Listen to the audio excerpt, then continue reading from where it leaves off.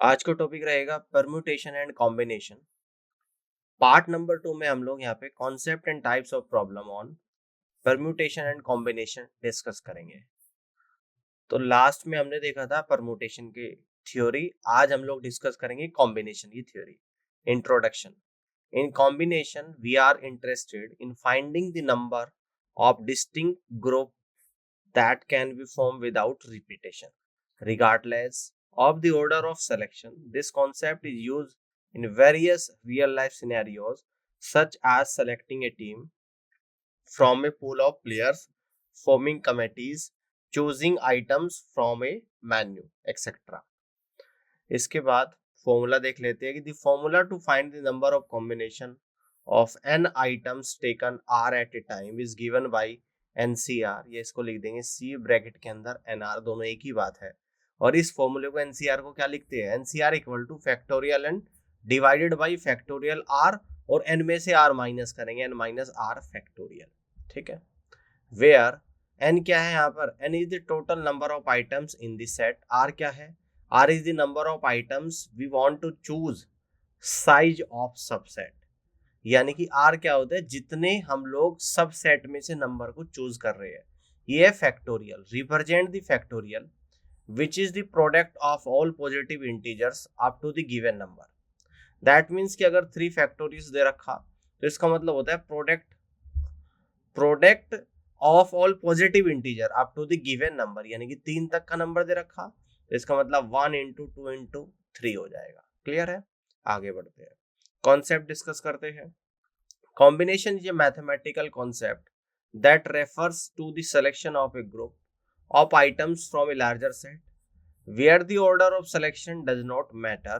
It is a way of counting the number of distinct groups that can be formed without repetition, regardless of the order in which the items are chosen. Formulas and properties देख लेते हैं। तो first formula देखेंगे, the number of combination of an items taken are at a time denoted as NCR, या इसको किस तरीके से लिखेंगे, देखो एन यहाँ पे इस तरीके से लिखा जाएगा, और CNR is given by NCR is equal to factorial n divided by factorial into n minus r factorial। देखो r भी यहाँ पर ऐसे लिखा जाएगा, ठीक है, इस बात को हम लोग लिख देंगे यहाँ पे NCR।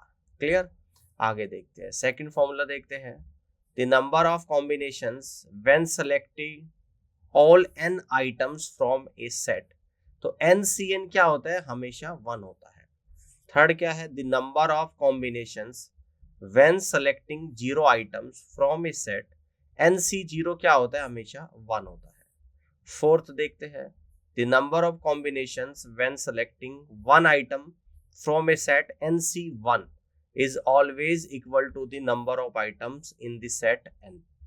फिफ्थ देख लेते हैं यहाँ पे, the number of combination when selecting r items from a set of n times, यानी NCR is the same as selecting the remaining n minus r items from the set, that is NCR is equal to NC n minus r, दोनों same होते हैं। ठीक है ना, कैसे, अगर आप इसको निकालोगे तो यहाँ पे आप लोग कह सकते हो factorial n divided by factorial R और n minus R factorial equal to factorial n divided by n minus R factorial और इनटू n माइनस n और प्लस का r फैक्टोरियल। तो ये क्या हो जाएगा, r फैक्टोरियल, तो ये बराबर आपका ये आ जाएगा, यानी कि NCR equal to NCN minus r एक दूसरे के इक्वल हो गए। और सिक्स्थ को देख लेते हैं, the number of combinations is always a positive integer. Seventh को देख लेते हैं, if n and r are non negative integers such that n greater than equal to r, then 0 less than equal to NCR less than equal to NC0 equal to क्या होता है, सभी एक के बराबर होते हैं। एट्थ टाइप को देखते हैं, यहाँ पर एट कॉन्सेप्ट क्या है, the total number of ways to form combination is equal to the binomial coefficient which is represent as sigma NCR for r बराबर 0 से r बराबर n तक है। और नाइन्थ क्या है आपका, combinations are use in various fields including probability, statics and computer science for solving problems involving selection and arrangement of items or individuals। Types of questions देखते हैं कि कितने टाइप के क्वेश्चंस बनेंगे। तो there are 10 types of questions. First है आपका selecting ए committee, second है आपका डिस्ट्रीब्यूशन प्रॉब्लम, थर्ड है आपका अरेंजिंग लेटर्स, फोर्थ है आपका चूजिंग टीम्स, फिफ्थ है आपका कलर कॉम्बिनेशंस, सिक्स है आपका आइडेंटिफाइंग सबसेट्स, सेवंथ है आपका सेलेक्टिंग रिप्रेजेंटेटिव्स, एट्थ है आपका फॉर्मिंग पेयर्स और ग्रुप, नाइन्थ है आपका प्रोबेबिलिटी और टेंथ है आपका लॉजिकल रीजनिंग। तो फर्स्ट टाइप को देखते हैं कि selecting A committee. Questions that involve forming a committee by selecting a certain number of individuals from a larger group of people. Problem देख लेते हैं कैसी प्रॉब्लम आएगी यहाँ पे। In a school there are 10 students eligible to be part of the student council. If a committee of 3 students need to be form, how many different committees can be form. 10 में से 3 committee आपको बनानी, 10 student में से 3 student की।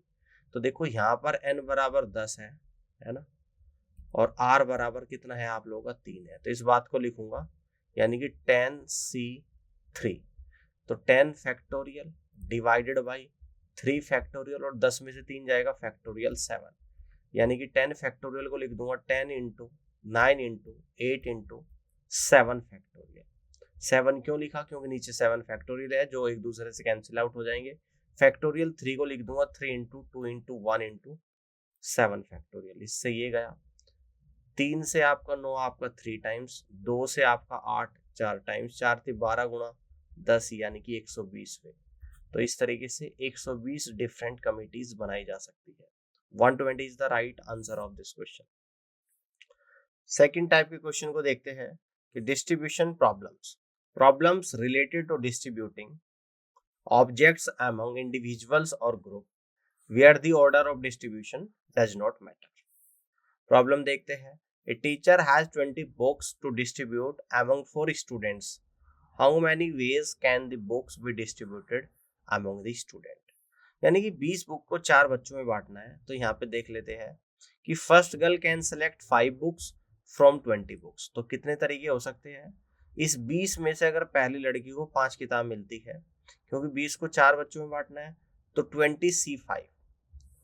अब second girl को कितने मिलेगी, 5 books from the remaining 15 book. 5 तो चली गई, अब 15 बची, 15 में से 5 मिलने के तरीके 15c5।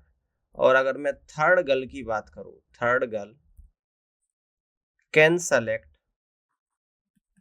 5 books from the remaining, तो कितने आएंगे, रिमेनिंग 10 है ना। 10 में से 5 मिलने के तरीके हो जाएंगे 10c5, और आखिरी की जो 5 बची, 5 में से 5 मिलने के तरीके यानी कि फोर्थ गर्ल कैन सेलेक्ट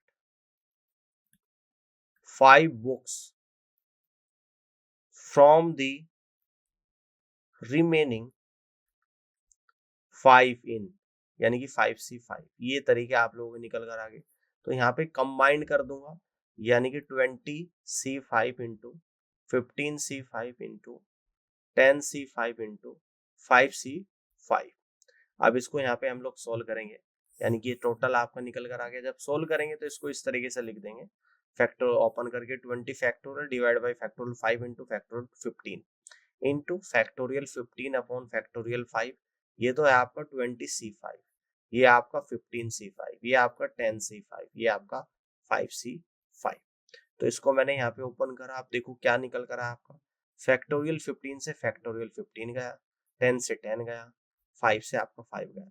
तो ऊपर तो बचा फैक्टोरियल 20, नीचे बचा 4 टाइम्स फैक्टोरियल 5 का स्क्वायर। और फैक्टोरियल 0 क्या होता है आपका, 1 होता है। फैक्टोरियल 0 क्या होता है आप लोगों का, ये 1 होता है। क्लियर है। तो फैक्टोरियल 20 डिवाइडेड बाई 5 फैक्टोरियल की पावर 4, ये आप लोगों का फाइनल आंसर यहाँ पर आएगा। आगे देखते हैं, थर्ड टाइप के क्वेश्चंस को देखते हैं कि arranging letters. Questions that require arranging letters of a word और forming different words using a subset of letters. Problem देख लेते हैं कि how many different arrangement can be made using the letter of the word. कितने different arrangement यहाँ पे बन सकते हैं। वर्ड दे रखा आपको मैपल, MAPLE। तो कितने डिफरेंट अरेंजमेंट बन सकते हैं, यानी कि फैक्टोरियल 5। 5 वर्ड है तो फैक्टोरियल 5 अरेंजमेंट बन सकते हैं। That means 5 into 4 into 3 into 2 into 1, यानी ये आएगा 5 चौक 20 थे 60 दूनी 120, तो 120 डिफरेंट अरेंजमेंट बन सकते हैं। फोर्थ है आपका चूजिंग टीम्स। तो problems that involve selecting teams from a pool of players और individuals for a specific task.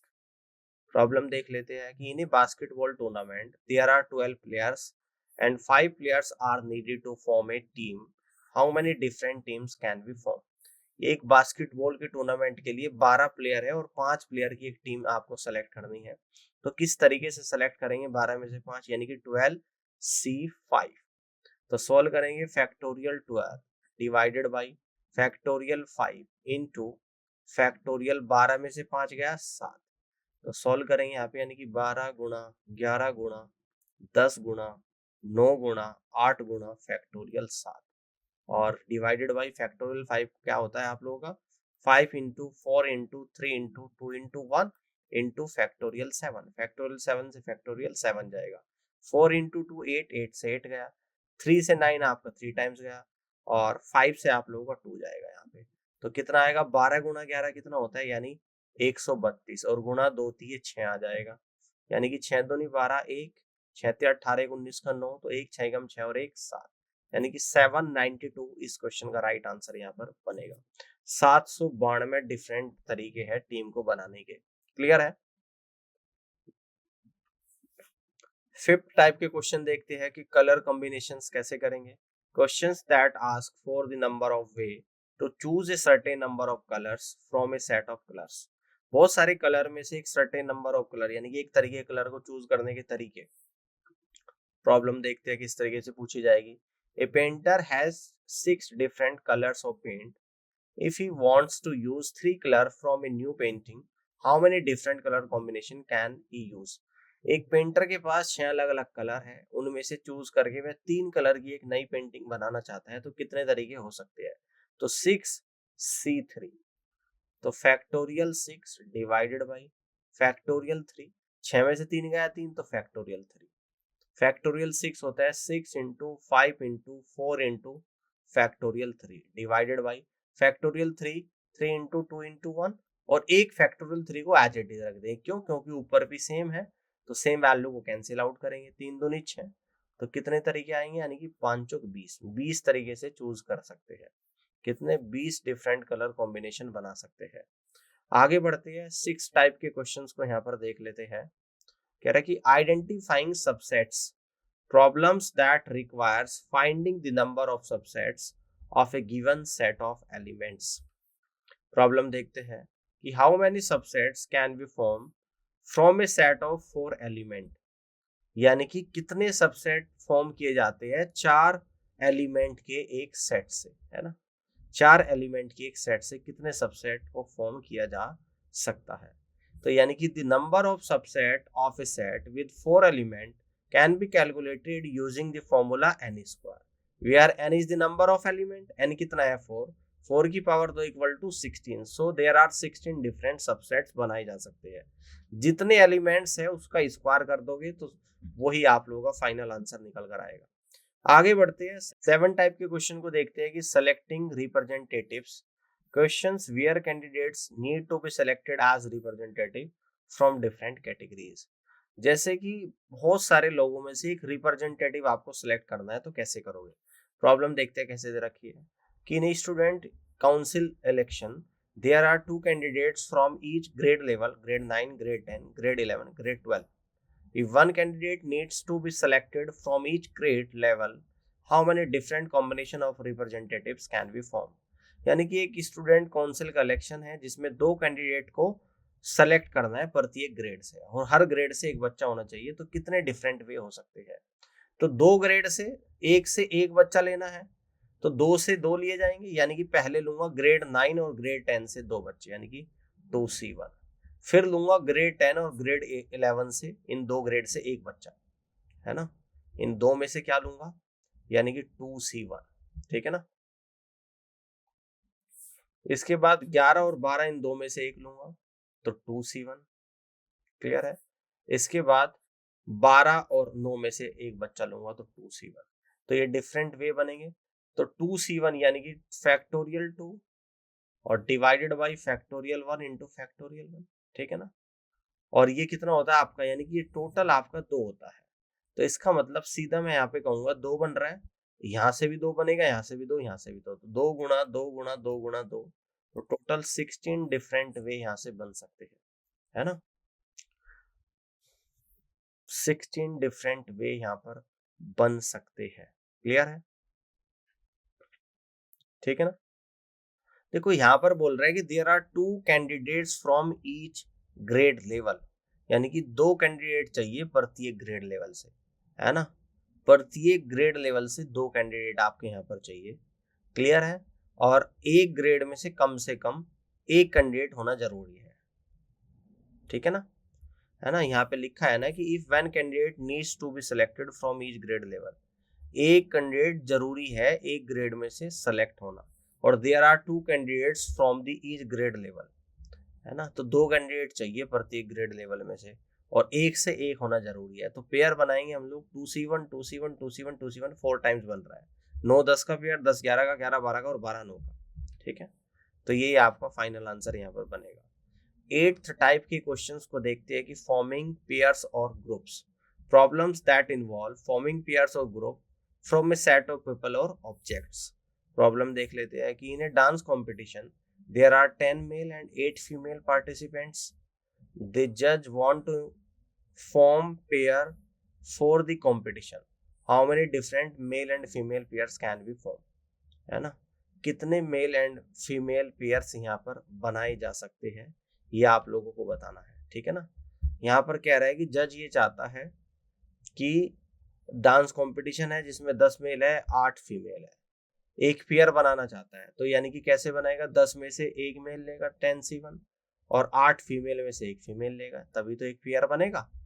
तो यहाँ पर कितने वे बनेंगे, 10 फैक्टोरियल डिवाइड बाई 1 फैक्टोरियल, 10 में से 11 divide by 9 factorial into 8 factorial divide by 1 factorial, 8 में से 11 फैक्टोरियल 7, तो फैक्टोरियल 10 होता है, 10 into 9 factorial divide by 9 factorial into 8 factorial को लिख दूंगा 8 into 7 factorial divide by 7 factorial.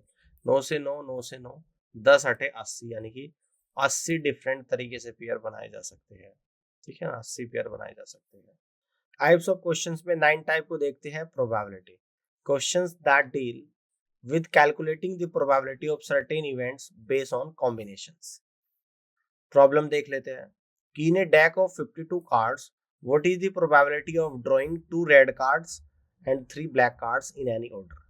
तो कितने तरीके हो सकते हैं, पहले तो इन 52 कार्ड में से 2 तो रेड और 3 ब्लैक, यानी कि टोटल 5 कार्ड चाहिए। तो यहाँ पर तरीके आएंगे 52C5, तो इसको क्या लिख दूंगा, फैक्टोरियल 52 डिवाइडेड बाई फैक्टोरियल 5, और 52 में से 5 जाएगा डिवाइड बाई फैक्टोरियल 47, ठीक है ना। अब इसको मैं यहाँ पे सॉल्व करूंगा। फैक्टोरियल 52 को लिख दूंगा 52 इंटू 51 इंटू 50 इंटू 49 इंटू 48 और इंटू फैक्टोरियल 47। क्यों 47 लिखा, क्योंकि नीचे भी 47 फैक्टोरियल है डिनोमिनेटर में। फैक्टोरियल 5 कितना होता है आप लोगों का, 5 into 4 into 3 into 2 into 1 into factorial 47। Same value को कैंसिल आउट हम लोग करेंगे। अब देखो 4 थी ये 12, 12 12 दूनी 24, 24 से 48 2 बार चला गया, और 5 से 50 आपका 10 बार चलेगा। ये टोटल पॉसिबल वे आप लोगों के निकल कर आए, यानी कि 52 इंटू 51 इंटू 10 इंटू 2 यानी कि 20, 49 और into 20, total number of possible way आप लोगों के निकल कर आए।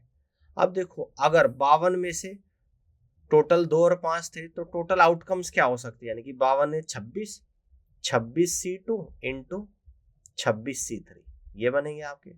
तो फैक्टोरियल 26 डिवाइड बाई फैक्टोरियल 2, 26 में से 2 गया factorial 24 into factorial 26 divide by factorial 3, 26 में 3 गया फैक्टोरियल 23।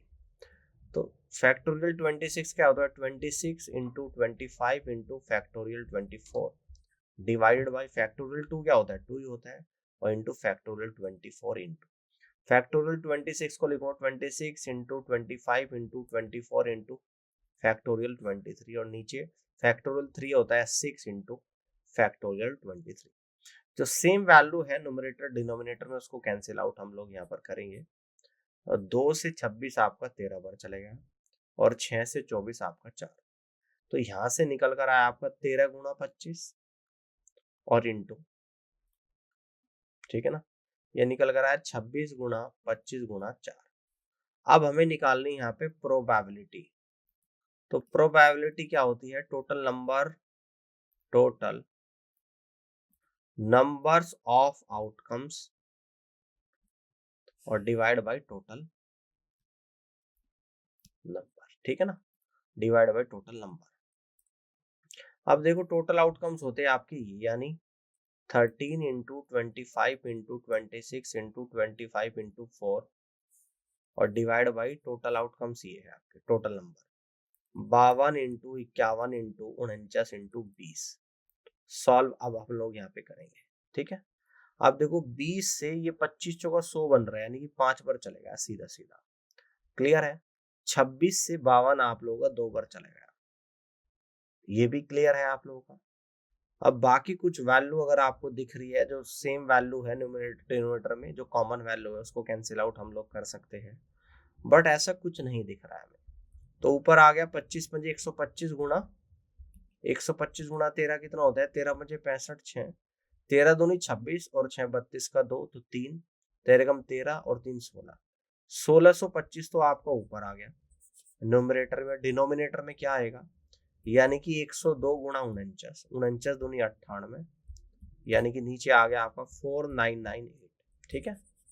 तो देखो वैल्यू जो आप लोगों की निकल कर आएगी 0 पॉइंट, है ना, 3 के आसपास निकल कर आएगी। आगे भी वैल्यू चलेगी, अप्रोक्स में मैंने यहाँ पे डाल दी, ठीक है।